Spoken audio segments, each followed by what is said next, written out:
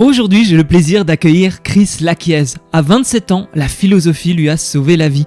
Comment Chris a-t-il embrassé ce parcours après une dépression à 20 ans ? Je suis dans un environnement qui était extrêmement toxique, j'en souffrais, je faisais n'importe quoi, je surenchérissais du noir sur du noir. Se relever, apprendre à se connaître, pour au final remettre ses certitudes en question et toujours douter. On sait tous vraiment rien en réalité. Tu sais, Nietzsche le dit très bien, il dit ce n'est pas le doute mais la certitude qui rend fou. Et je pense que c'est ça, et c'est toutes ces personnes folles, pleines de certitudes que j'ai pu retrouver dans la spiritualité, comme je peux retrouver dans la philosophie, comme je peux retrouver partout. Justement, spiritualité, croyance, Christopher questionne. Le problème qu'on y retrouve, c'est que plus la spiritualité avance, dans la spiritualité New Age, je mets ça entre guillemets, plus on rencontre que c'est on se rend compte que c'est une spiritualité qui est dogmatique. Les âmes sœurs, c'est comme ça. Les flammes jumelles, c'est comme ça. Le taux vibratoire, c'est comme ça. Et ce qui se passe, c'est qu'on essaie de trouver le nombre de preuves possibles pour affirmer notre croyance. Es-tu certain que tes pensées soient vraies ?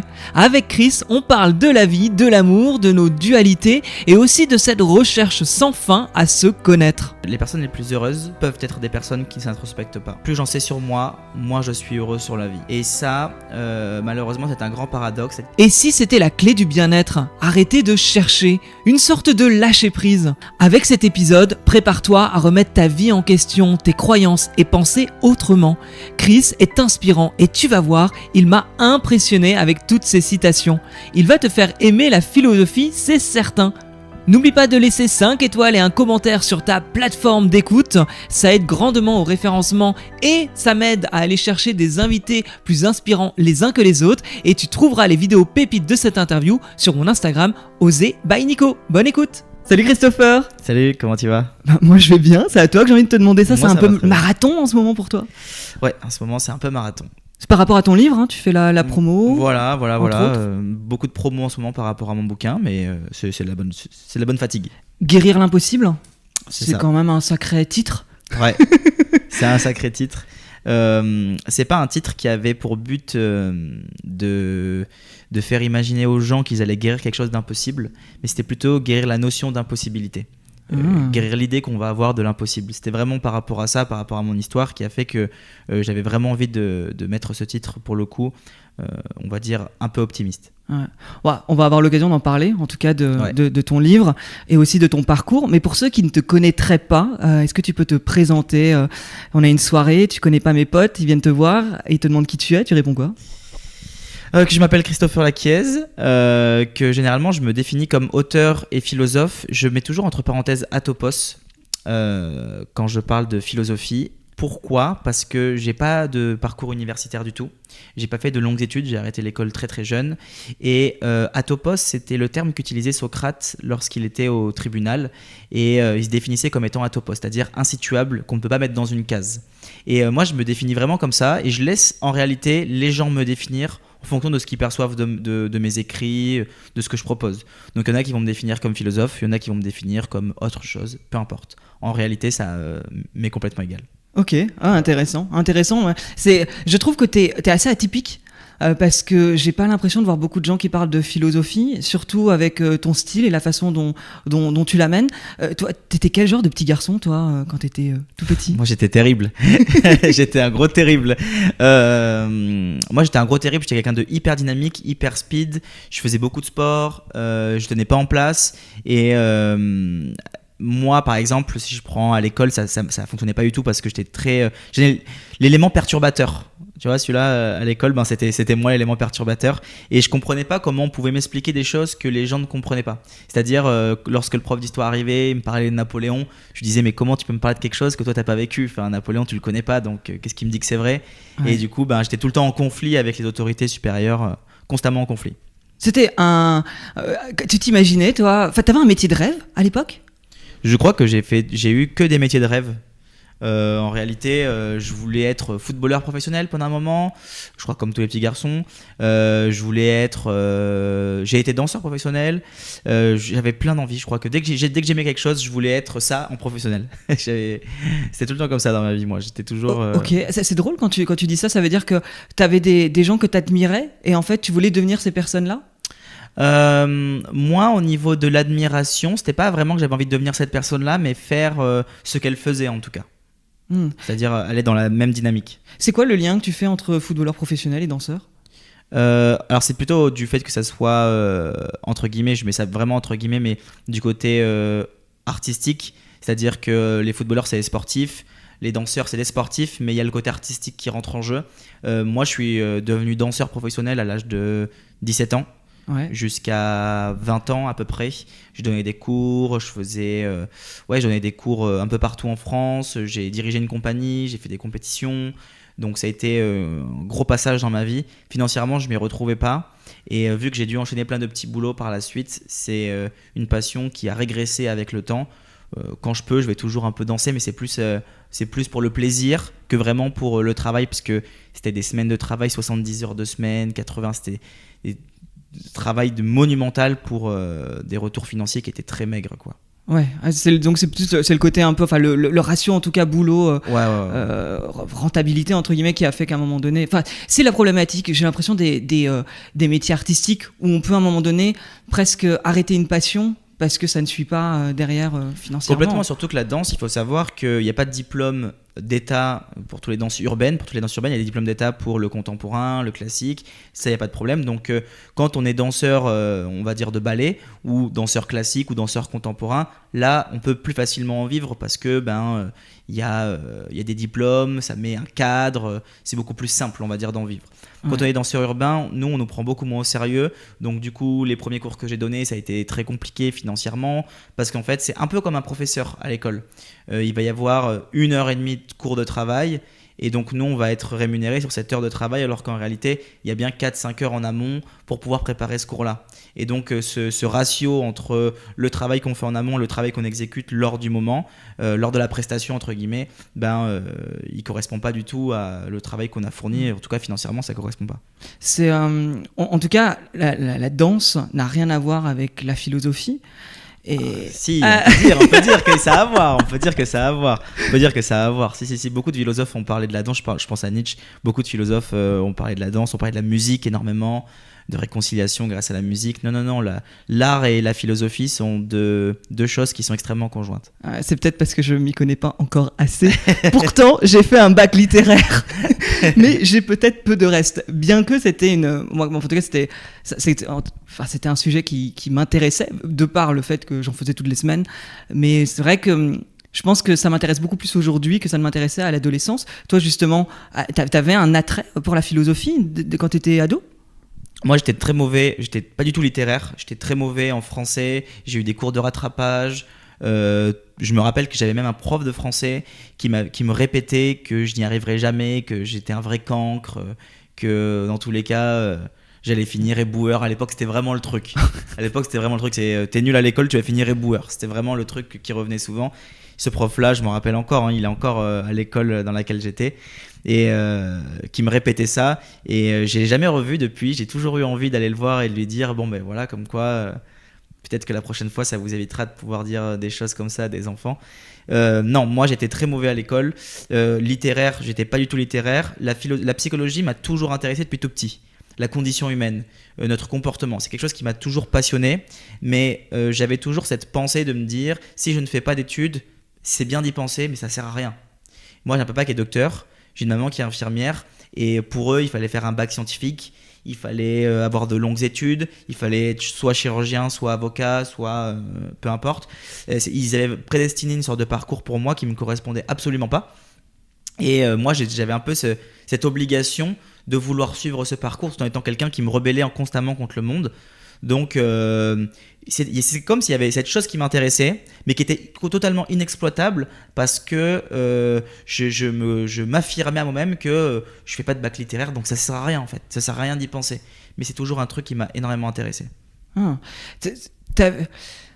que j'ai du mal à saisir, c'est que t'as une personnalité extrêmement je trouve très présente dans ton look déjà, parce que t'as des tatouages. T'as un look, je sais même pas comment le qualifier, c'est un peu bizarre de te dire ça comme ça. Ce que je disais à Topos, voilà, c'est vraiment ça. Et je me demande à quel moment en fait t'as commencé, t'avais certes cette envie de comprendre les choses, mais à quel moment en fait la philosophie a commencé à faire sens dans ta vie ?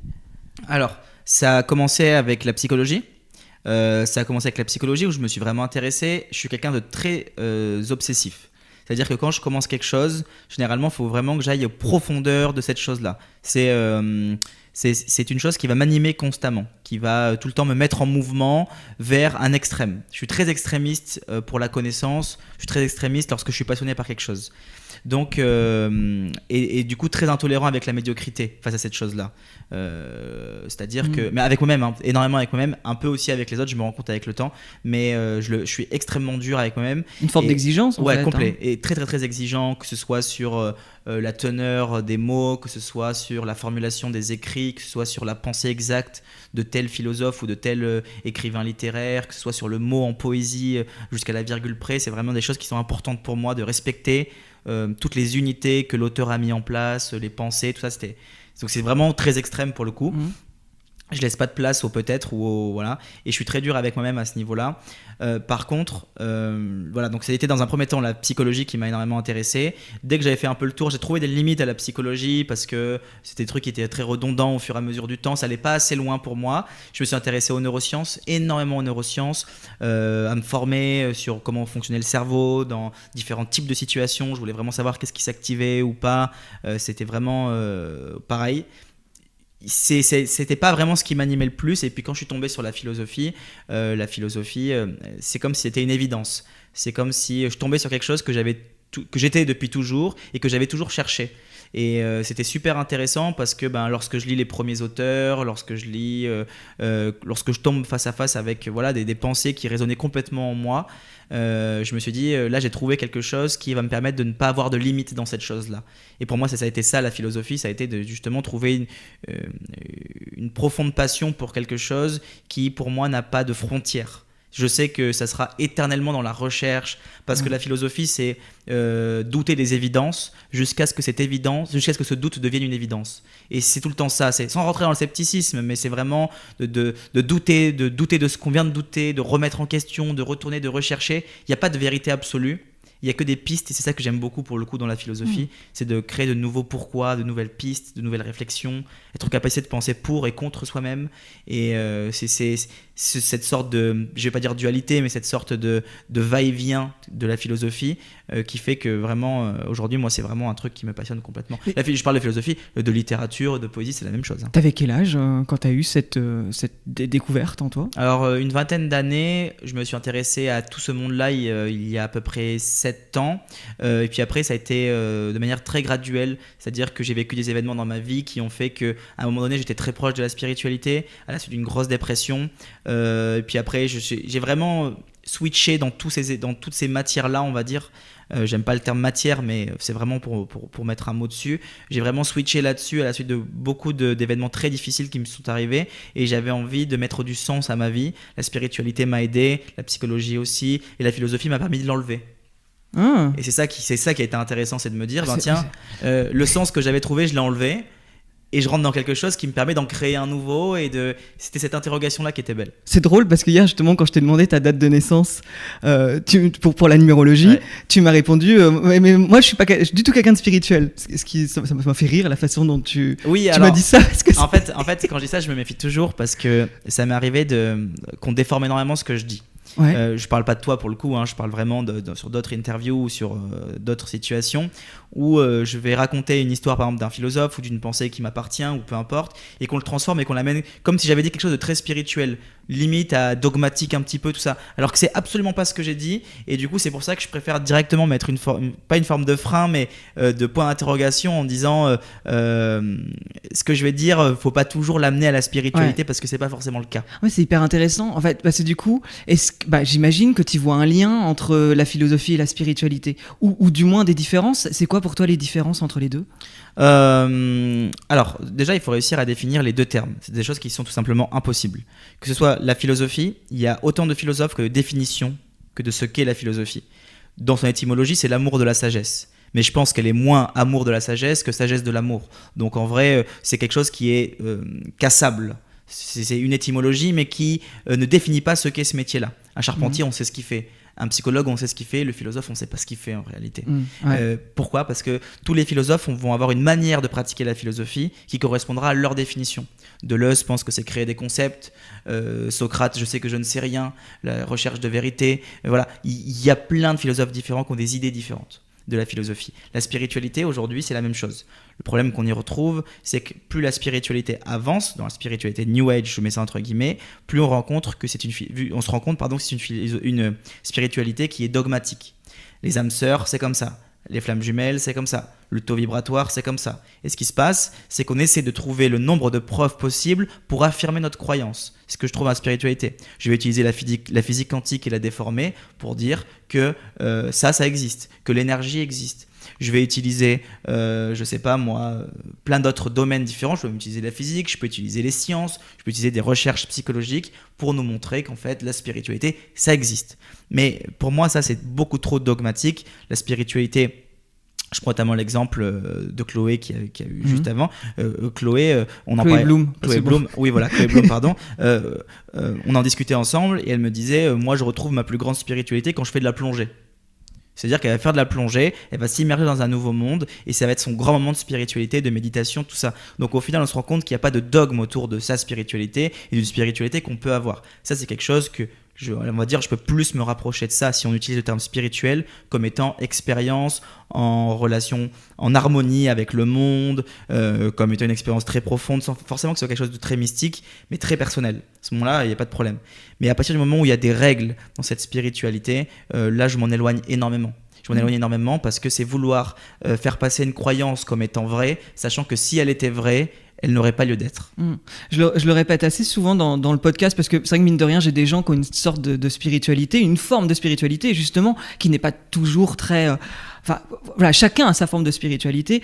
Et c'était en avril dernier, j'ai fait un trop-plein de spiritualité à un moment donné, justement en étant dans l'énergie, devenir la meilleure version de soi-même, etc., les chakras, les trucs. Et j'ai cherché tout ce qui démontait la spiritualité. Et j'ai trouvé, parce que en fait, on trouve ce qu'on cherche, finalement. Totalement. Et là, du coup, je me suis dit, en fait, tout est faux. Et ça m'a fait péter un câble, au point que j'ai pris un billet d'avion et je suis parti en Inde, qui était un drôle de choix pour eux. Voilà l'encontre de la spiritualité, ouais. Et j'ai fini en Inde pendant 2 mois où finalement, au bout de 24 heures, j'ai rencontré quelqu'un qui ne me connaissait pas et qui, au bout d'une minute, me disait, qui me parlait du fait qu'elle avait quitté un gourou spirituel et qu'elle avait compris que les choses n'étaient ni blanc ni noir et qu'il s'agissait avant tout d'harmonie. Et ça m'a vachement touchée. Je me suis rendu compte que en fait, je pouvais balayer les choses d'un coup parce qu'en fait, le plus important, c'est en fait qu'est-ce que nous on pense et comment on trouve notre bien-être et qu'effectivement sortir un peu de ce qu'on nous dit de faire parce qu'il faut faire.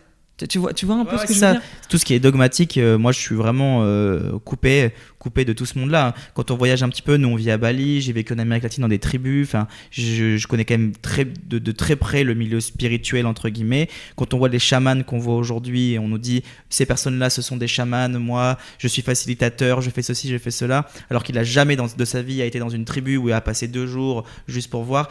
Les chamans, c'est des gens dans leur vraie culture, leur culture profonde, que ce soit les Amérindiens en Amérique latine ou autre, ou peu importe dans d'autres endroits, c'est des personnes qui n'ont pas choisi ce rôle. Ils subissent le rôle de chaman. Et on se rend compte que les Occidentaux modifient la spiritualité qu'ils vont chercher ailleurs en pensant amener l'objet suprême de tous nos désirs qui arrangera tous nos problèmes, alors qu'en réalité, ça en crée de nouveaux et ça ne fait qu'une pyramide de destruction au fur et à mesure du temps. Mais c'est ce qu'on a fait depuis toujours, je vais te dire, coloniser pour après aller prendre les cultures et les modifier, c'est des choses qu'on fait, les Occidentaux, on le fait très bien.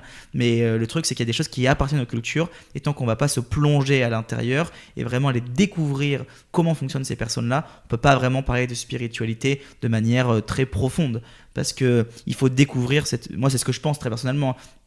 Je pense que le voyage que tu as fait en Inde, tu as découvert quelque chose que si tu étais resté en France à travers tout ce qu'on t'a amené, tu n'aurais jamais découvert quelque chose comme ça. C'est parce que tu t'es imprégné de la culture, imprégné du monde et la spiritualité, c'est avant tout une découverte.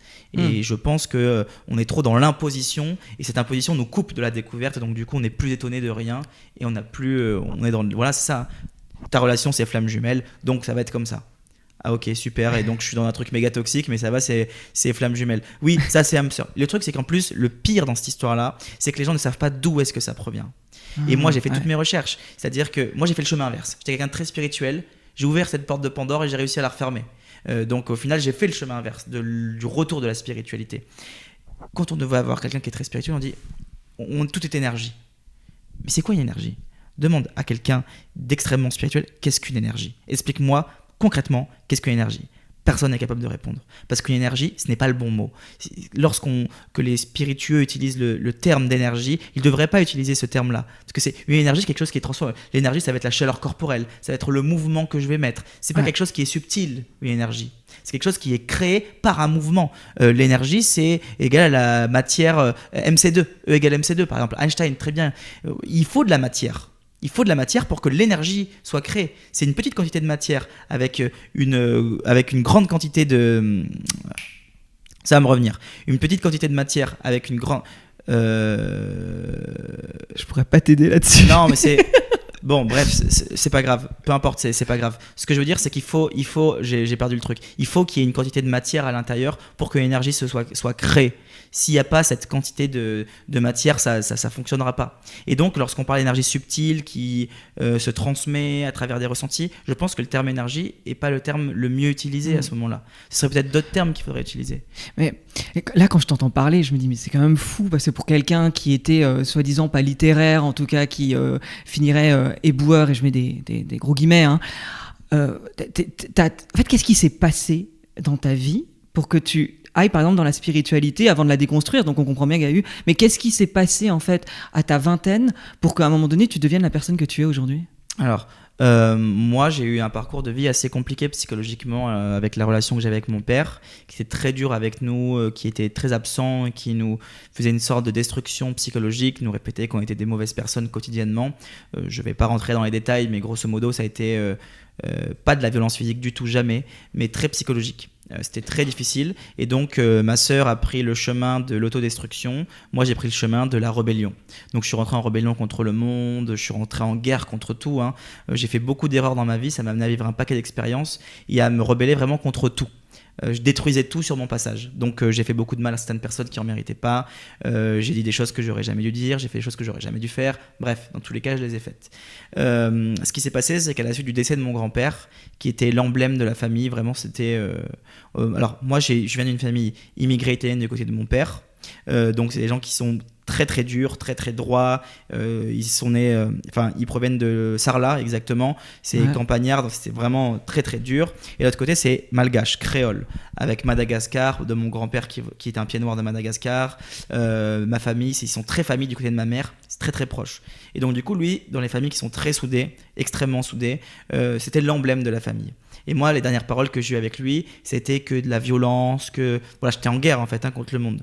Et quand il est décédé, j'en ai énormément souffert et j'ai fait une grosse dépression, limite à l'état clinique. Ça a été vraiment très très dur.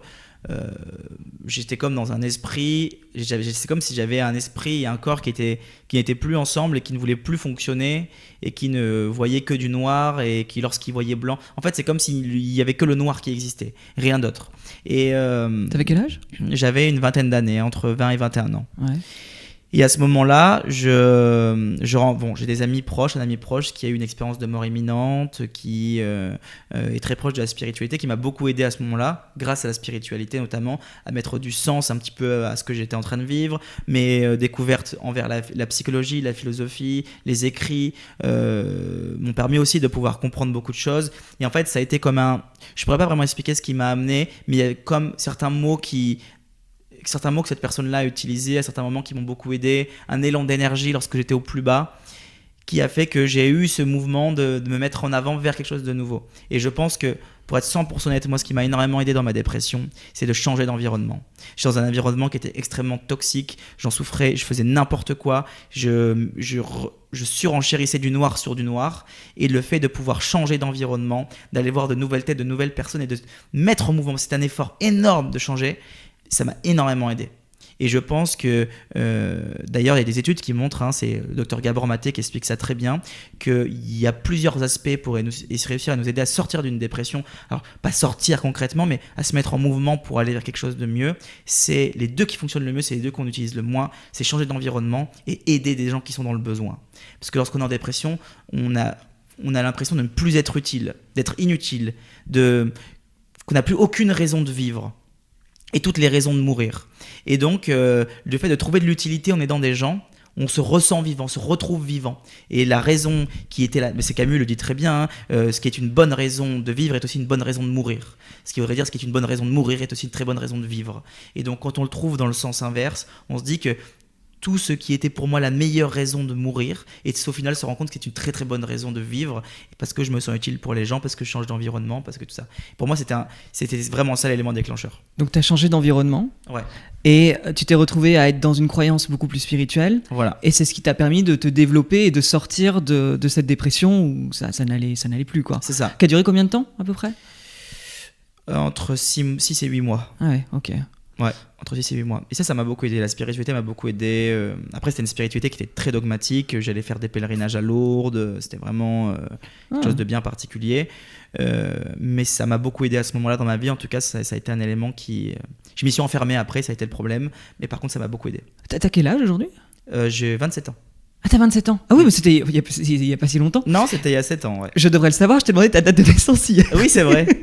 C'est vrai. Ok, ouais, donc il n'y a pas si longtemps. Ok, c'est intéressant ce que tu dis là sur le côté dépression. Je ne me considère absolument pas en dépression, mais à la suite du voyage en Inde, il y a eu une séparation avec mon ex, déménagement, etc., etc. Et ces derniers temps, ça a été un petit peu compliqué, pour ne pas dire beaucoup, suite justement en plus à des... Tu vois, j'ai fait un soin Kundalini, je suis sortie du soin Kundalini... En fait, j'étais au bout de ma vie, mais au bout de ma vie, comme rarement je l'ai été, avec un sentiment de solitude, de me dire que de toute façon je ne valais rien, etc., etc. Alors, c'était bien beau de faire un soin Kundalini, mais enfin pour sortir comme ça, tu vois, bon, bref. Et je vois que ce qui me motive, c'est par exemple faire ces épisodes, ça me fait vachement de bien, parce que je vais à la rencontre des autres et je sais que j'apporte pour les autres quelque chose, j'y trouve un sens. En fait, là où à un moment donné, la rupture m'a enlevé toute forme de... J'étais dans un confort. Ça faisait 9 ans que j'étais en couple, tout allait bien, le bel appart, tu vois, sur le papier. Et là, quand tout s'arrête, c'est intéressant du coup là, ce que tu dis par rapport à donner du sens à sa vie et à changer d'environnement. Tu sais, il y en a un qui explique ça très très bien mieux que moi d'ailleurs, qui s'appelle Viktor Frankl, j'en parle dans mon livre. Viktor Frankl, c'était un psychiatre autrichien et psychologue. Et en fait, pendant la Seconde Guerre mondiale, il a falsifié les documents de personnes qui étaient folles, de personnes qui avaient des problèmes psychologiques, et il a falsifié les documents, il s'est fait attraper. Il a été dans 4 camps de concentration, dont Auschwitz. Et à l'intérieur, il s'est rendu compte que certaines personnes avaient réussi à trouver du bonheur, à trouver de la joie, à trouver des moments de gaieté, dans un monde dénué de sens, dans l'endroit le plus, je pense, désastreux au monde, acte inhumain à son maximum. Et ce mec-là, il a réussi à trouver, il en a écrit un livre par la suite qui s'appelle Man's Search of Meaning, et dans ce livre, il explique que la capacité que nous avons à pouvoir trouver du bonheur dans des moments ténébreux, c'est de pouvoir mettre du sens à notre souffrance. Et c'est parce que j'arrive à mettre du sens et savoir quoi en faire que je suis capable de pouvoir aller en mouvement vers cette chose-là. Ce qui est intéressant là-dedans, c'est qu'on n'est pas dans le déni. On n'est pas dans le déni de « je souffre, donc je ne préfère ne pas le voir » parce que la souffrance devrait être autre chose que ce qu'elle est. Et lorsqu'elle arrive, je lui reproche d'être présente. Lui, ce qu'il dit, c'est que justement, puisqu'elle est présente, c'est qu'est-ce que je suis en capacité de pouvoir qu'est-ce que je suis en capacité de pouvoir faire pour pouvoir l'utiliser à bon escient. Une personne qui a énormément, on le retrouve beaucoup aujourd'hui, les personnes qui ont un grand état de résilience sont des personnes qui ont énormément souffert et qui de cette souffrance-là, on a créé un mouvement positif. Je n'aime pas trop utiliser ces termes-là, mais dans l'idée, c'est ça. C'est-à-dire que, par exemple, une femme qui s'est fait, je crois d'un cas très extrême, une femme qui s'est fait violer dans son enfance, va aujourd'hui peut-être aider d'autres femmes qui sont dans des situations très difficiles, dans des relations compliquées avec leur père, leur mari, de violence ou autre. Donc en fait, elle a cette souffrance qu'elle est capable de mettre en mouvement pour pouvoir aider d'autres personnes qui ont vécu peut-être des situations similaires ou pas du tout. Là, toi, une fois que tu as quitté une fois que tu t'es senti mieux, que tu es parti dans la spiritualité, comment est né Christopher Laquiese qu'on voit sur les réseaux aujourd'hui? Qu'est-ce qui s'est passé pour en arriver là, en fait, pour devenir tout d'un coup public et partager ta passion pour la philosophie? Alors, ça, c'est venu d'un aspect très égoïste, pour être honnête. Je suis passionné de philosophie. Je trouvais que les concepts étaient très compliqués. La première fois que j'ai ouvert l'éthique de Spinoza, j'ai rien compris. Par contre, grâce à des analyses, grâce à des recherches approfondies, j'ai pu après, par la suite, en fait, je me le simplifiais à moi-même pour pouvoir le comprendre. C'est-à-dire que vu que j'ai pas fait de parcours universitaire, les analyses critiques très profondes de tout, c'est pas quelque chose qui me correspondait. Aujourd'hui, beaucoup plus. C'est quelque chose que j'aime beaucoup faire, mais j'ai toujours cet aspect de me le ramener de manière simple. C'est-à-dire que même quand je me l'explique à moi-même, en subvocalisation, je me le simplifie. Et ce qui me permet de pouvoir le simplifier en le pensant, c'est un exercice très psychologique, hein. Je vais penser et me le simplifier, ça me permet de le retenir. Je me suis dit, tiens, si je me le simplifie à moi-même, pourquoi je le simplifierais pas au monde et voir ce que ça donne. Alors du coup, j'ai commencé à parler des stoïciens, parce que c'était une très belle porte d'entrée pour entrer en philosophie. Et au fur et à mesure, ça a pris avec le temps. Les gens aimaient, sont tombés sur mes vidéos. J'ai vu que ça a pris d'une belle ampleur. Et au fur et à mesure du temps, ça en est fait que voilà, ça a pris. Mais de base, j'avais pas cette optique. C'était vraiment une passion que j'avais envie de partager. J'aime profondément ce que je fais même profondément, et je pense que j'avais juste envie de le partager, quoi. Et ça se voit parce que je pense que c'est assez niché finalement. C'est ce que je disais un peu au début. Il n'y a pas 10 000 personnes qui font ce que tu fais, et c'est sûrement aussi pour ça que tu sors du lot aujourd'hui. C'est que tu es sur un sujet qui n'est même pas... Justement, c'est intéressant quand tu dis que tu simplifies les choses, parce que c'est pas facile d'approche pour tout le monde. Ah non, complètement. La philosophie, c'est très compliqué, surtout que quand on tombe que ce soit à l'université ou même en terminale, on va sur la philo, on se dit déjà on sait pas à quoi ça sert, on sait pas pourquoi est-ce qu'il faut que je l'étudie. Oui, c'est bien, ça me fait réfléchir sur des trucs, mais franchement, voilà, c'est super compliqué. La critique de la raison pure de Kant, ça donne envie de rien du tout quand tu te plonges dedans. La critique de Spinoza, écrite de manière géométrique, tu te dis mais à quoi ça va bien me servir.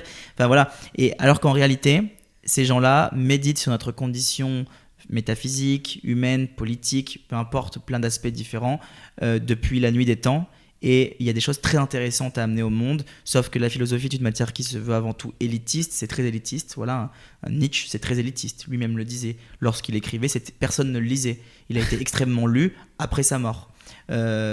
Et voilà, et en fait ce qui se passe, c'est que la philosophie, il y a un gros travail de réflexion à faire, que ce soit pour soi-même et contre soi-même, que ce soit dans l'analyse des textes et tout, et que il faut vraiment aimer pour pouvoir le faire. Donc moi j'avais envie d'amener cet aspect simple tout en gardant la profondeur de la pensée, et de dire voilà, on garde cette profondeur, mais je vous l'amène de manière à ce que vous puissiez la comprendre, des exemples de la vie quotidienne, des citations qui sont réexpliquées, et du coup ça a très très bien fonctionné, oui.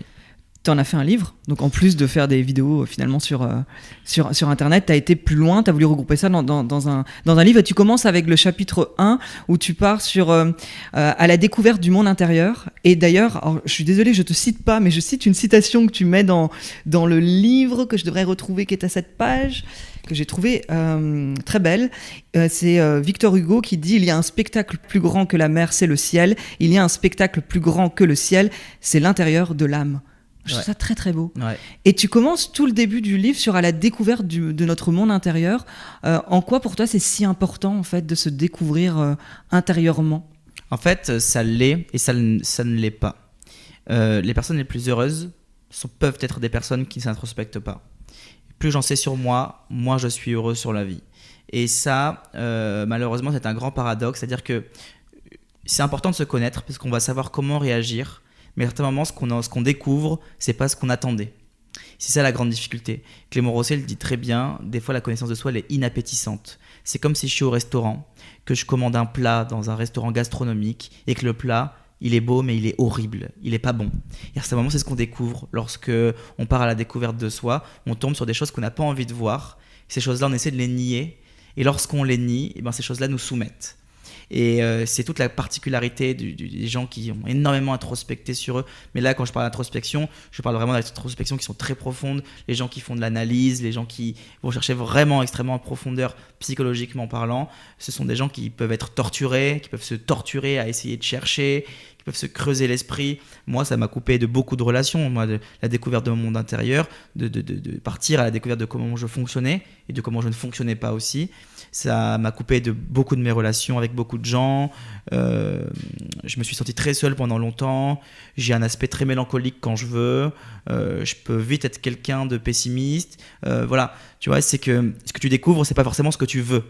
Et c'est ça la particularité de la découverte intérieure, c'est que c'est un beau voyage, mais c'est un voyage qui n'est pas plat. C'est un voyage qui a des embûches et qui, à un moment donné, il faut aussi, ça, il faut vraiment, c'est vraiment quelque chose que je dis aux gens, hein, c'est que c'est extrêmement bien de le faire. Je pense que tout le monde devrait le faire, mais tout le monde ne doit pas s'attendre à avoir quelque chose d'incroyable. C'est ça, en fait. Mais c'est bien que tu mettes le point là-dessus, parce que souvent, dans mon entourage, j'ai des gens qui sont pas du tout dans l'introspection / spiritualité / tu mets les mots en tout cas qui peuvent enfin les gens qui nous écoutent se reconnaîtront de toute façon là-dessus.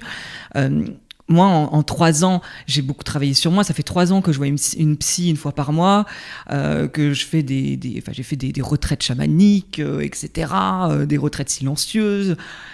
Et tu vois, cette année, il y a comme un truc d'avoir envie de se foutre de la paix. Parce que t'as mis le point sur le fait qu'à force de chercher des réponses à des questions auxquelles je ne me posais même pas, enfin, les questions ne se posaient pas finalement avant, mais une question en amène une autre, j'en suis arrivé à un point où... en fait, mon collègue de taf, il se pose aucune question, il boit des coups le week-end, il est hyper clair dans sa vie, il sait ce qu'il veut, il sait ce qu'il veut pas, et il a l'air d'être beaucoup plus épanoui. Ah, mais complètement. Comment tu vois ça en fait? Enfin, est-ce qu'il y a des personnalités qui sont plus à même à aller chercher un questionnement et c'est comme ça, c'est leur presque chemin de vie, si on utilise un grand mot, et d'autres pas du tout? Comment tu vois ce côté-là? Alors, moi je pense que le gros problème, c'est pas la question, c'est la réponse. Je pense que si on cherche une réponse à ce qu'on est, on va droit dans le mur. Parce qu'on pourra jamais savoir à 100% qui on est. C'est impossible. Je reprends Clément Rosset qui l'explique très très bien. Il fait ce qu'on appelle une théologie négative du camembert. C'est un philosophe que j'affectionne particulièrement, qui est assez réaliste pour le coup, et qui nous amène une réflexion super intéressante. Il nous dit... lorsque je mange une tranche de camembert, je sais quel goût elle a. Je sais que je peux l'identifier comme étant du camembert. La texture aussi, ça me permet de pouvoir aider. Mais ça ne m'en dit pas grand-chose, hormis que c'est du camembert. Très bien. Je peux par contre dire ce qu'elle n'est pas. Je peux dire que cette tranche de camembert, elle n'est pas celle que j'ai mangée hier. Elle n'est pas celle que je mangerai demain. Elle n'est pas du reblochon. Elle n'est pas du comté. Voilà. Je peux dire ce qu'elle n'est pas. Mais par contre, en réalité, qu'est-ce que je peux dire d'elle? Rien, à part ce qu'on appelle une tautologie. C'est-à-dire dire ce qui est par ce qui est. Dans le sens, c'est du camembert, c'est du camembert. Le camembert est du camembert. C'est une tautologie. Je dis qu'une chose est parce qu'elle est. On exprime une singularité, comme chaque être humain est une singularité, parce qu'elle est, et on essaie de la définir parce qu'elle n'est pas. Et je pense que quand on rentre dans ce cheminement-là, c'est beaucoup plus facile de pouvoir se comprendre. Pourquoi ? Parce que si on cherche à savoir ce qu'on est, on cherche à définir quelque chose qui est indéfinissable.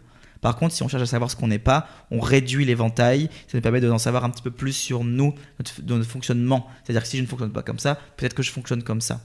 Mais je laisse un suspens, parce que cette chose-là, elle est en éternel devenir. J'en parlais sur mes réseaux sociaux il y a pas longtemps par rapport à Nietzsche, qui quand il nous dit « deviens ce que tu es », ça ne veut pas dire qu'on a une personne qui est prédéfinie, qui est préfaite, et qu'on doit découvrir cette personne-là. On n'a pas un nous tout parfait, tout identifié qu'on doit définir et qu'on doit trouver. C'est pas une enquête. Parce qu'en fait, Nietzsche nous dit qu'il faut rester dans le devenir. Il faut toujours être dans le devenir. C'est-à-dire que ce que je suis il y a 10 secondes est encore différent de ce que je suis dans 10 secondes. Et ainsi de suite. Et les êtres humains sont en constante évolution. Héraclite le dit bien, il nous dit on ne se baigne jamais 2 fois dans le même fleuve. Oui, le fleuve reste le même parce que c'est un fleuve, mais c'est jamais la même eau vu qu'elle elle se traverse tout le temps. C'est jamais la même chose. Et bien notre identité, c'est ça. C'est être constamment dans le devenir. Elle est constamment dans le changement. Ce qui fait que plus j'essaie de me définir, plus je recherche quelque chose qui n'est pas. C'est comme vouloir saisir le moment présent. Je ne peux pas le saisir, je ne peux pas le figer.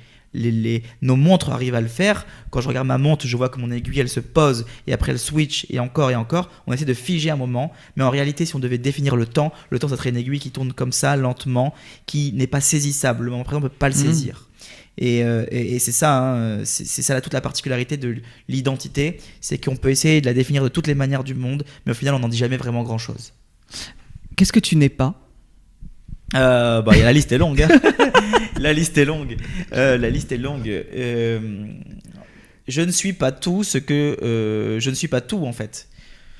Je suis pas beaucoup trop de choses et du coup je sais que des fois je suis pas quelqu'un d'extrêmement optimiste, je sais que je suis pas quelqu'un de toujours tolérant, je sais que voilà, j'accepte très facilement tous mes défauts, j'accepte aussi toutes mes qualités que je perçois beaucoup plus difficilement, mais dans l'idée j'ai pas de problème avec ça, c'est vraiment ça. C'est-à-dire que je suis pas dans une quête de savoir qui je suis, mais plutôt de me poser des questions sur le monde. J'aime bien m'identifier à rien, c'est-à-dire que je m'identifie à un être humain de ce monde et j'essaie de réfléchir d'une base neutre, sans partir de mon postulat à moi.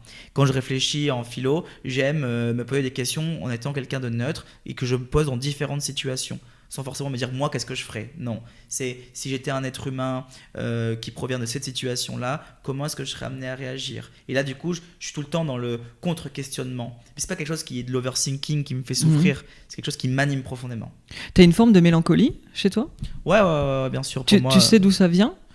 Je pense depuis mon enfance, je suis toujours je suis quelqu'un d'extraverti, je l'ai appris il y a pas longtemps, on me le dit souvent.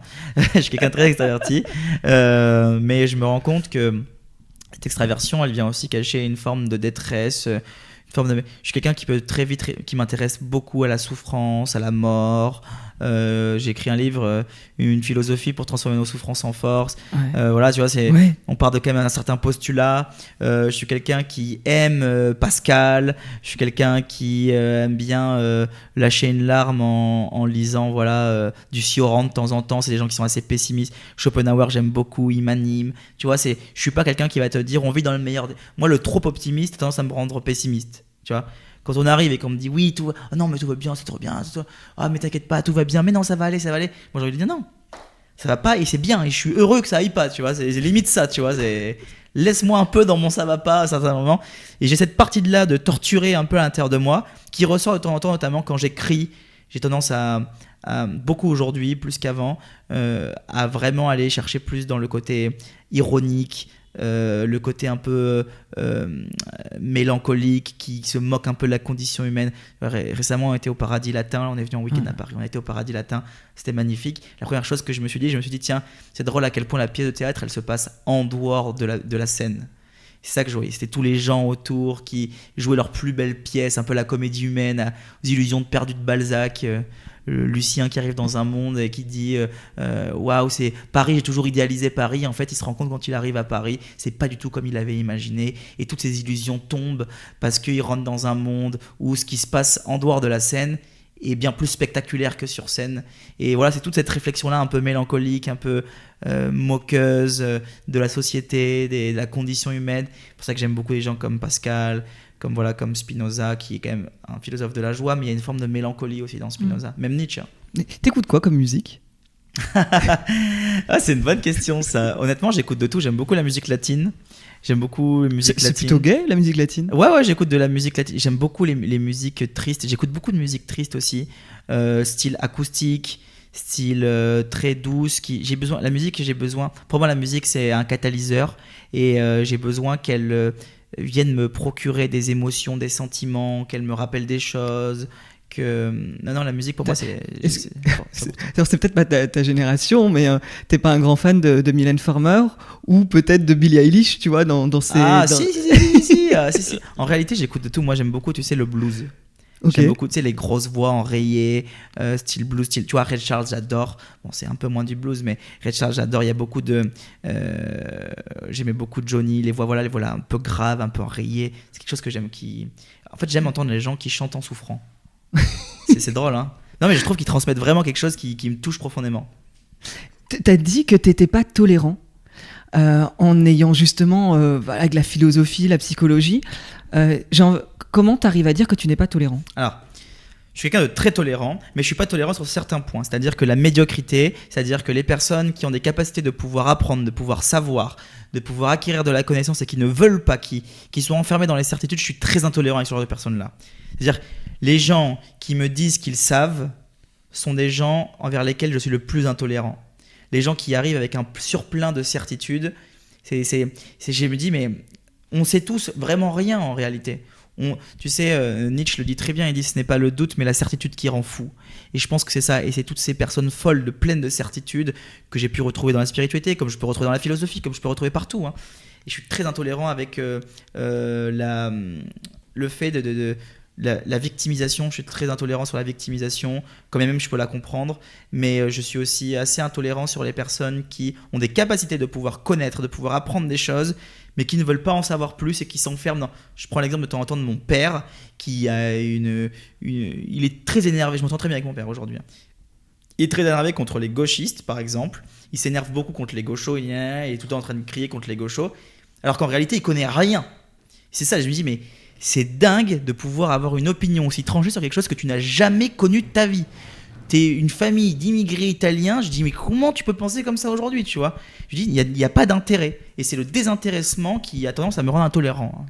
Quel regard il porte sur toi aujourd'hui, ton papa, sur ton évolution? Parce qu'il y a quand même de ce que tu dis, en tout cas, je vois quand même une évolution de. En fait, quand je te vois parler, t'es passionné et passionnant. T'as un truc. Je me dis à quel point on se met dans la philosophie à en parler comme ça. Enfin, t'as les références, t'as les noms, t'as les phrases. Enfin, tu vois, comment on appelle ça? Les citations, ouais. Les citations. Tu vois, c'est fou en fait. Et je me dis, entre le gamin rebelle qui est parti dans la danse, qui ensuite est parti dans la spiritualité, et aujourd'hui qui fait ce qu'il fait, quel regard il a sur toi? Alors mon père, il me l'a dit. Alors avec mon père, on a une relation qui est très particulière. Toute mon enfance était très compliquée. Il a reproduit ce que son père faisait sur lui. Voilà. Il a fait exactement la même chose avec nous, de manière très psychologique. Il a eu une enfance très difficile, mon père, vraiment très très difficile. C'est pour ça que je ne le blâme pas, parce que je comprends son comportement. Et à partir du moment où tu vois, Spinoza le dit très bien, ni rire, ni pleurer, mais comprendre. Ni haïr, mais comprendre. C'est ça. Je ne le haïs pas, j'essaie de comprendre. Et je l'ai haï pendant très longtemps. Et lorsque j'ai compris, j'ai eu plus d'empathie. Ça m'a permis de mettre plus de sens à son comportement, en tout cas ce que je vivais. Et aujourd'hui, on a une relation assez particulière, dans le sens où, à 13 ans, j'ai perdu mon œil. À l'âge de 13 ans, j'ai perdu un œil que j'ai retrouvé un peu miraculeusement 9 mois après. J'avais fait une phlébite, quelque chose qu'on n'avait jamais vu auparavant. Il y a eu des études qui ont été réalisées sur mon cas. Et mon père m'a donné un cachet, apparemment, il est très très fort. C'est un docteur qui est très très fort. On peut pas...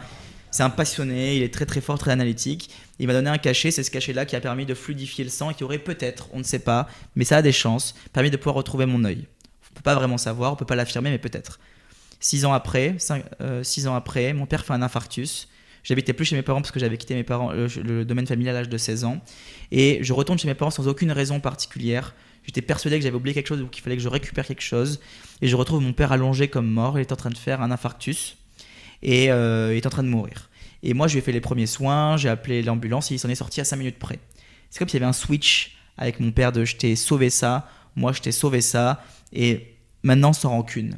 Et à partir de cet épisode-là, ça ne s'est pas fait tout de suite, mais avec le temps, ça a été mieux. On s'est mieux entendu, mieux compris, on passait de plus de moments ensemble. Donc il y a cette relation où je sais qu'aujourd'hui, il est fier de ce que je fais, il est heureux, mais... Pour être honnête, je pense qu'il s'en fout complètement. Et c'est juste par... Oui, non, mais c'est vrai, pour être honnête, je pense qu'il s'en fout complètement et c'est plus par lien que je vais tisser, mais c'est pas quelque chose qui l'intéresse, ce que je fais profondément, je pense pas. Par contre, je suis persuadé qu'il est content que je fasse ce que je fais, que je m'épanouisse là-dedans. Donc il y a ce truc de c'est très bien, je suis heureux de ce que tu fais, ça m'intéresse pas beaucoup pour être honnête, je vais pas m'y intéresser parce que je m'en fous, par contre je suis heureux de ce que t'es devenu. Donc il y a ce petit switch là qui fait que... Moi, ça va très bien, ça me convient très bien. Moi, j'ai jamais eu une relation comme ça avec mon père, ça va, il n'y a pas de souci. Qu'est-ce que, selon toi, la philosophie peut apporter aux gens? Parce que, justement, on fait beaucoup durant l'échange, on fait beaucoup le lien entre la spiritualité et la philosophie. Et toi, qu'est-ce que tu dirais aux gens pour justement peut-être aller plus sur de la philosophie? La spiritualité, elle va chercher le comment. La spiritualité, ça va être, on va poser un pourquoi, on va te montrer un comment. La philosophie, elle va t'amener d'autres pourquoi. Elle n'est pas là pour te donner des réponses, elle est là pour te donner de nouvelles questions. Des questions qui te permettront de trouver toi tes propres réponses. Et c'est là toute la particularité. C'est que lorsque je suis en capacité de pouvoir penser par moi-même, de pouvoir trouver mes propres réponses, le propre sens, la propre existence que je veux mettre, la propre essence que je veux mettre à mon existence, là, le propre mouvement, c'est là qu'il se passe vraiment quelque chose. Parce que lorsqu'on nous préétablit un comment, on n'est pas en capacité de pouvoir aller vivre certaines situations vraiment très personnelles. C'est-à-dire que Peggy le dit très bien, il dit « ce n'est pas les pensées mauvaises qui détruisent, mais ce sont les pensées qui sont toutes faites ». Et c'est ça le problème. Il ne faut pas de pensées toutes faites, il vaut mieux une pensée qui soit mauvaise mais qui provient de moi et qui va me permettre de pouvoir me mettre en mouvement vers quelque chose, de mettre du sens ou pas, d'aller introspecter, comprendre, mais que ce soit moi qui le fasse seul, plutôt qu'on me préétablisse quelque chose et qu'on me donne quelque chose de tout fait qui m'amènera vers une direction. Je pense que le développement personnel, la spiritualité peuvent aider, comme moi ça m'a beaucoup aidé à un certain moment donné dans ma vie, mais avec le temps, la philosophie donne beaucoup plus de questions et ces questions-là nous permettent d'avoir des réponses qui sont assez miraculeuses parce qu'elles proviennent de nous.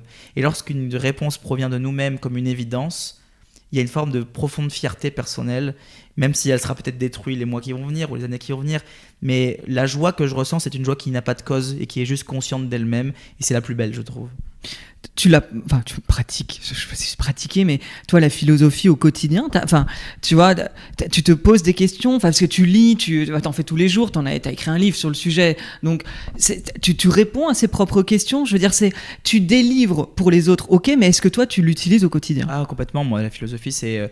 je mange philosophie, je dors philosophie, je fais tout philosophie, donc oui, complètement, je suis passionné. Je suis profondément passionné, c'est un truc qui m'anime quotidiennement, la philo, c'est plus fort que moi. C'est-à-dire que même si je voudrais la fuir, elle me collerait. C'est un peu une relation toxique que j'ai avec la philo.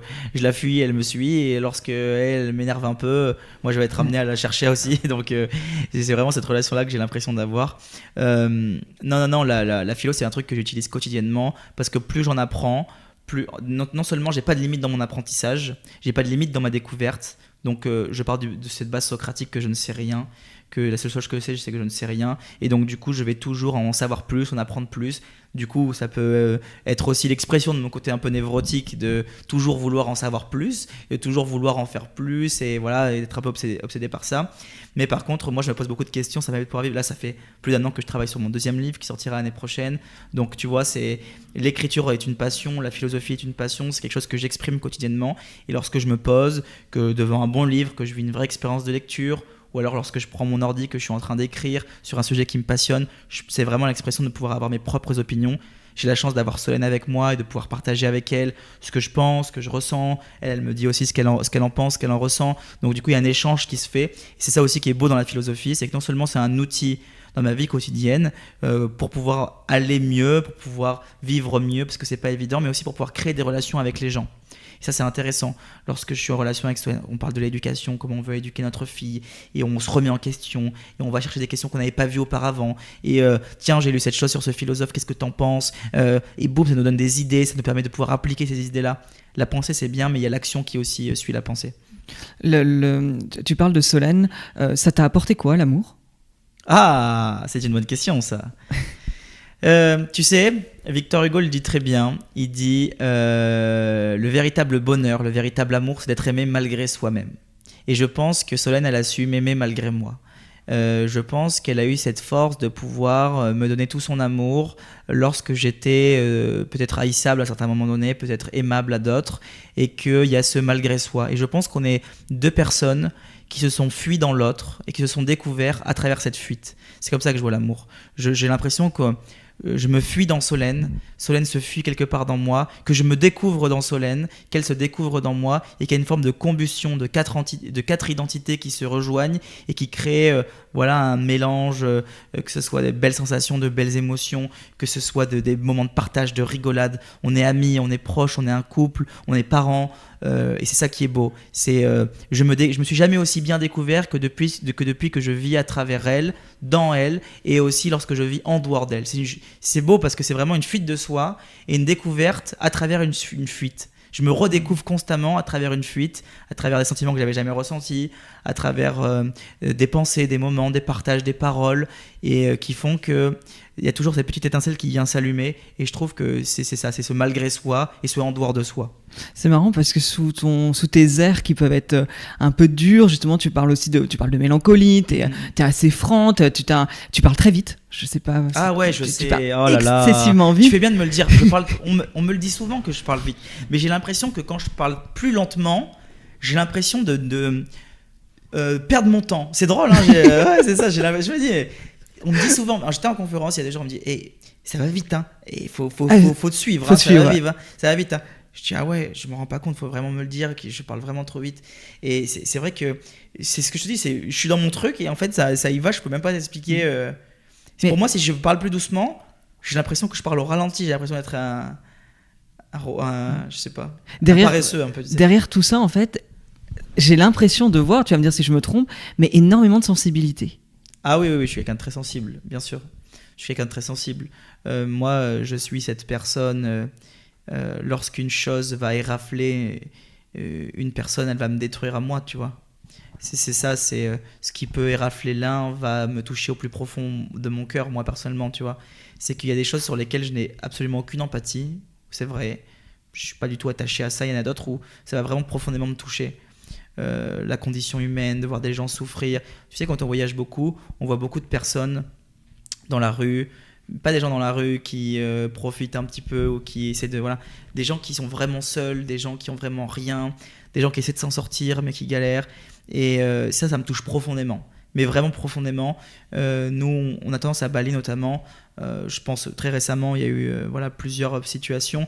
On a une personne qui fait les lessives. Tu sais, à Bali, tu as des gens qui font, c'est pas des machines à lessive, c'est des gens qui te font les lessives et ils gagnent très très peu d'argent, ils galèrent énormément.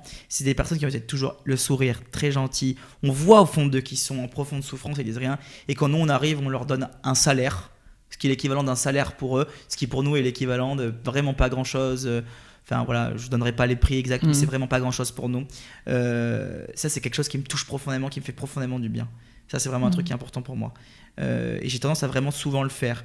Quelqu'un qui est dans la rue, je vais directement cerner pour quelle raison est-ce qu'il l'est. Et en fonction de ce que je vais ressentir, je vais vraiment prendre du temps pour cette personne-là. Et je suis quelqu'un de très empathique et très pas du tout empathique dans d'autres situations. Ok. J'ai une question qui est la question de Tata Jacqueline. C'est la question, c'est la question, c'est la question de Tata Jacqueline.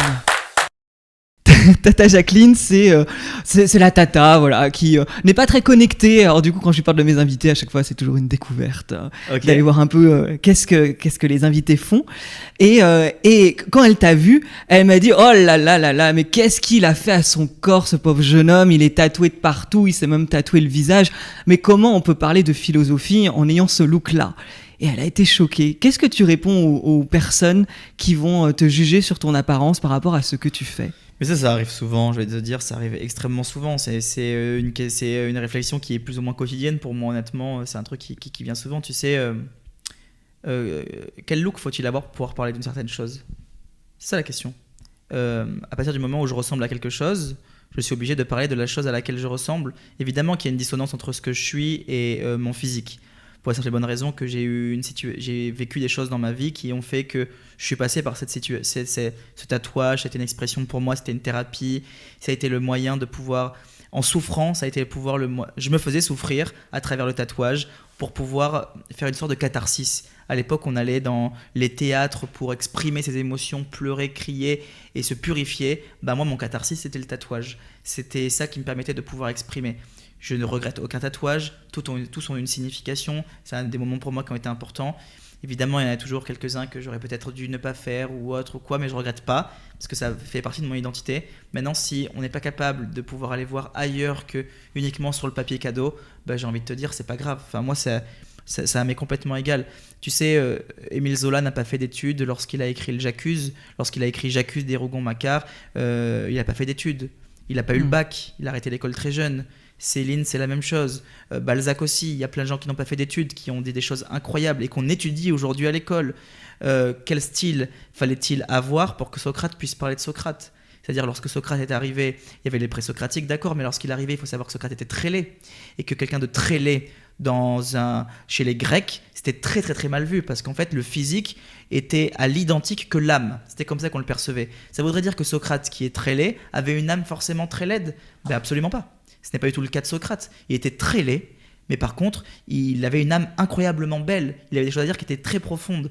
Et donc, c'est la réflexion qu'on faisait aussi à Socrate. Tu vois, vu que t'es moche, ton âme est tout aussi laide que ton physique. Et c'est un peu la réflexion qu'on me fait. Ça voudrait dire que je n'ai pas de profondeur parce que j'ai un physique qui ne correspond pas aux attentes qu'on a de moi, parce que je devrais être autre que ce que je suis. Non, il faut aller chercher un peu plus loin. Donc, Tata, comment tu dis ? Tata Jacqueline. Tata Jacqueline, je lui dirais d'ouvrir le livre et d'arrêter de regarder la couverture. J'adore, c'est une jolie réponse, voilà. Tata Jacqueline. Qu'est-ce que tu as osé de plus grand dans ta vie ? T'as osé, mais qu'as-tu vraiment osé de plus grand ? Qu'est-ce que j'ai osé de plus grand? Je suis quelqu'un de très culotté, moi. Honnêtement, je suis quelqu'un d'extrêmement culotté, donc j'ose plus ou moins tout ce qui me paraît accessible et inaccessible. J'ose tout. J'ai aucun problème là-dessus. C'est-à-dire que à partir du moment où je connais la raison pour laquelle je le fais, j'ose plus ou moins envoyer des messages pour pouvoir faire des podcasts à des... Tu sais, moi je suis très proche de certaines personnes qui sont académiques, très académiques. Par exemple, un exemple très simple, moi je suis très proche, enfin je suis un grand fan de Boris Cyrulnik. Pendant longtemps, j'ai beaucoup étudié Boris Cyrulnik. Et un de mes rêves, c'était de pouvoir rencontrer Boris Cyrulnik et de faire un podcast avec lui, de pouvoir échanger. Alors, un rêve, c'est un grand mot, mais c'était quelque chose qu'elle avait profondément envie de faire. J'ai trouvé tous les moyens pour pouvoir être en contact avec lui. Et là, je l'ai eu au téléphone et je vais faire un podcast avec lui dans un mois et demi. Donc, il y a toujours ce truc de... J'ai toujours suivi mon cœur, moi. J'ai toujours quelqu'un qui a énormément suivi son cœur. Si ça me passionne et que ça me met vers le bon mouvement, vers la bonne direction, je le fais. Et puis, franchement... Si je me loupe, je perds quoi? J'ai plus à perdre à ne pas le faire qu'à le faire, donc autant que je le fasse.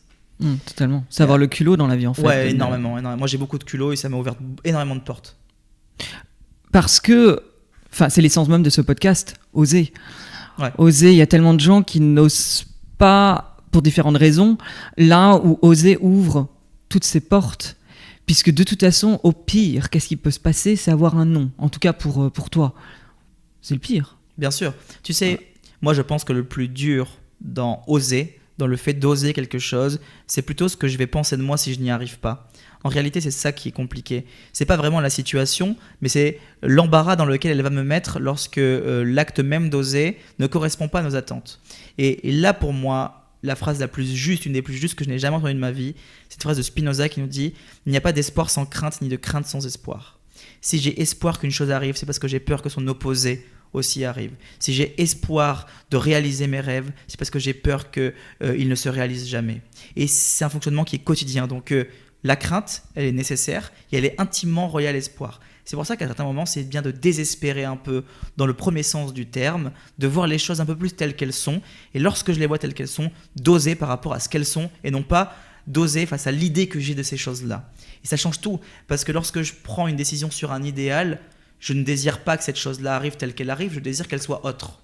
Je désire qu'elle soit cette idée, cet idéal que j'en ai. Et donc je serai le plus très souvent déçu, parce que la vie ne correspond pas forcément toujours à nos désirs. Et donc de réussir à revenir un peu, de voir les choses de manière un peu plus, je ne vais pas dire rationnelle, mais de manière un peu plus juste. Husserl dit mettre le monde entre parenthèses, et c'est vraiment ça, c'est mettre le monde entre parenthèses, de le voir tel qu'il est, sans jugement ni rien, et d'à partir de là, pousser avec son désir, aller chercher et oser quelque chose, mais pas d'aller chercher un idéal inaccessible. T'es heureux toi aujourd'hui? Extrêmement, j'ai une famille avec qui je m'entends bien, j'ai un travail, je suis passionné par ce que je fais, j'ai plein de projets qui se réalisent, c'est génial, j'écris quotidiennement, j'ai une fille qui est magnifique, qui est incroyable. J'ai une relation fantastique. Oui, moi je suis très heureux. Je suis très heureux, mais je suis aussi à certains moments très malheureux, et je suis très heureux d'être très malheureux à certains moments, donc il n'y a pas de problème. J'adore. C'est la pluralité, la dualité de nos émotions, ouais, en fait. Exactement. Dont tu parles du livre aussi. On n'en a pas forcément parlé cette fois-ci. Si tant est qu'il y en a une prochaine. Ouais, mais ce que je veux dire, c'est que je l'avais noté parce que les émotions, c'est hyper important pour toi aussi justement de conscientiser ces émotions, et que tel que tu le dis, t'es hyper ok avec tes émotions. Mais complètement, mais en fait, je ne les contrôle pas. Elles dépendent absolument pas de moi. J'ai un vécu, j'ai une vie, j'ai des relations, j'ai des choses que je ressens. Pourquoi est-ce que je les nierais? Pourquoi est-ce que je voudrais les fuir? Tu sais, moi je vois un peu les émotions comme une soirée, c'est rigolo ce que je dis, mais je vois un petit peu ces émotions comme ça. Imagine-toi que tu es dans une soirée et que tu organises chez toi un événement et que tu invites tout le monde, c'est porte ouverte pour tout le monde, tous les gens de ton quartier t'invitent tout le monde est le bienvenu, super, t'as fait le barbecue, tu te régales, il y a tout le monde, et là tu te dis, il y a la petite voisine aigrie, raciste au possible qui arrive, on est mal, je vais vite fermer la porte, vite t'enlever les panneaux, j'ai pas envie qu'elle arrive. Et trop tard, à peine j'arrive, la voisine est là et elle rentre. Et là, qu'est-ce que je fais? La voisine, j'essaie de la mettre à l'écart, j'essaie de la pousser un petit peu, je lui apporte à manger à elle, je sais qu'elle parle pas trop aux gens, elle va mettre la mauvaise ambiance, cette voisine-là, j'ai pas envie qu'elle soit là. Et ce que je fais, c'est que je la mets de côté, et bizarrement, plus je la mets de côté, plus j'agis comme ça, plus l'ordre préétabli se déforme. Et on est dans une forme de chaos et on rentre dans quelque chose de très difficile, elle va encore plus s'exprimer. Et en fait, c'est ça, c'est toutes les émotions qu'on n'a pas envie de ressentir, c'est cette petite voisine qui est emmerdante et qu'on a envie de mettre de côté très souvent, alors qu'en réalité, tout le monde est le bienvenu et que je peux en faire en sorte que tout le monde ne pète pas un câble, ok. Par contre, je peux pas faire en sorte qu'elle ne soit pas là. Donc c'est surtout ça. Je pense qu'on a le pouvoir de notre intensité émotionnelle, donc de la capacité à pouvoir gérer nos réactions et la fréquence sur laquelle on la ressent. Mais par contre, de ne pas la ressentir, je pense que c'est une utopie. Je pense qu'on peut terminer cet épisode sur l'accueil de cette petite voisine. Oui, finalement. Exactement, carrément. Qui est là et qu'on ne peut pas faire sans. Donc, il vaut mieux l'accueillir et l'appréhender. Exactement. On te retrouve où, toi, si on veut te contacter ou te suivre, tout simplement? Sur les réseaux sociaux, je suis sur Instagram où je fais beaucoup de vidéos. Je suis sur Facebook où je mets beaucoup plus. Facebook, LinkedIn, je mets beaucoup d'écrits. J'écris beaucoup sur Facebook, LinkedIn. Donc voilà. Et sur TikTok aussi, je mets les mêmes Christopher vidéos. Laquiez, que tu utilises. Chris Laquiez. Chris Laquiez. Voilà, c'est ça. Pour ceux qui ont la flemme d'aller noter, il y a les liens dans la description. Super. Ils auront accès à tout. Et évidemment, le livre Guérir de l'impossible. Pour ceux qui veulent aller plus loin et justement où tu parles des émotions, tu as également, je l'avais noté, mais pareil, en 1 heure, j'ai pas eu le temps d'aller plus loin, sur les 21 fondements 21 fondements philosophiques, ouais. Oui, fondements philosophiques, qui sont hyper intéressants aussi. Je trouve que pour ceux qui veulent aller plus loin, il y a plein de choses, moi, que j'ai trouvé très percutant. C'est une nouvelle approche de ce qu'on peut voir dans le dev perso, et je trouve que moi, ça m'a percuté autrement. Et c'est ton but, j'imagine. Totalement. C'était de montrer que la philo, on peut l'utiliser comme un outil, et à travers 21 fondements, on voit qu'il y a 21 outils. En fait, c'est un bouquin que je voulais, lorsque moi j'ai vécu ces moments difficiles dans ma vie, je voulais que les gens, c'est le bouquin que moi je cherchais. Tu vois, et je voulais que des personnes qui vivent des moments très difficiles où ils ont du mal, ils ont des difficultés à mettre du sens, à en enlever, à en comprendre ou autre, ce bouquin-là, ça leur permet de faire des allers-retours. C'est-à-dire que tu peux te mettre dedans, le plonger, là, il te fait du bien, et même quand ça va pas et que tu as un coup de mou dans 6 mois ou dans 1 an, tu peux revenir dedans pour rejeter un coup d'œil. Parfait. Voilà. Merci beaucoup, Chris, en tout cas. Avec grand plaisir. À très bientôt. À bientôt. Salut. Ciao, ciao. Merci d'avoir écouté ce podcast jusqu'au bout. J'espère que cet entretien avec Chris t'a autant inspiré qu'il m'a inspiré, moi, justement, à lui poser ces questions. Je trouve qu'il a quelque chose de brut, quelque chose avec un franc-parler, et j'aime cette idée de remettre les choses en question. N'est-on pas dans un apprentissage quotidien à toujours apprendre, finalement, et à quoi bon garder des certitudes quand on peut constamment évoluer, se questionner et tout simplement, évoluer. Je trouve que c'est pas mal, évoluer sur le chemin de la vie. N'oublie pas que tu peux laisser 5 étoiles sur ta plateforme d'écoute et un commentaire notamment sur Apple Podcast. Je ne le répéterai jamais assez, mais c'est vraiment ce qui me permet de gagner en référencement pour le podcast, et ce qui me permet d'aller chercher de nouveaux témoignages, puisqu'on me demande de plus en plus à comment je suis référencé. Et oui, c'est la loi du marché, comme on dit. Mais bref, en tout cas, c'est une façon de me soutenir, et voilà, et franchement, je ne peux que te remercier si tu laisses 5 étoiles et un petit commentaire. Bon, en tout cas, je te dis à très bientôt. N'oublie pas aussi Instagram, Osez by Nico, et sur cet Instagram, tu as les vidéos pépites de cette interview. Je te dis à très bientôt pour une nouvelle interview. Salut!